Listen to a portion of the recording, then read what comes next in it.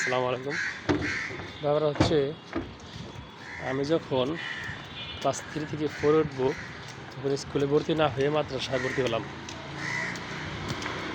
এখন মাদ্রাসা ভর্তি হওয়ার ফলে মাদ্রাসা পড়তে থাকলাম, অসুস্থ হলাম, এক মাদ্রাসা গেলাম।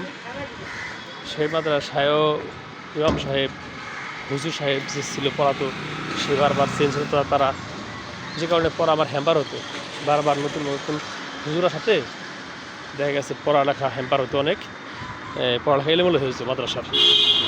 পরে আমার বাড়ি থেকে জিজ্ঞেস করলো, আমার এই বাংলা পড়ালেখা আবার একটু ধরলো, 4 পড়া বা 3 পড়া বা বাংলার পড়াগুলো ধরলো। দেখেছি বাংলা পড়া একটু আমি ভুল করে আলিফ বা তাসা এইগুলো বলে পড়তেছি। এখন 8 মাস 9 মাস পড়ার কারণে আমিও কিন্তু একটু বাংলা একটু ভুলে গেছিলাম, টানা আরবি পড়তে পড়তে।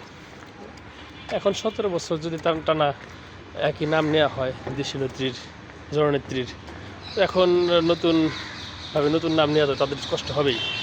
তারা নীতি অভ্যস্ত হয়ে গেছে, সব জায়গায় এই নাম নিচ্ছে, যে কারণে এখন নতুন নাম নেওয়াতে মুখে আটকে যাচ্ছে। এক নেত্রীর নাম বলতে গিয়ে আরেক নেত্রীর নাম বলছে, জনরসের হাস্যরসের কারণ হয়ে দাঁড়াচ্ছে। এই আর কি বিষয়টা।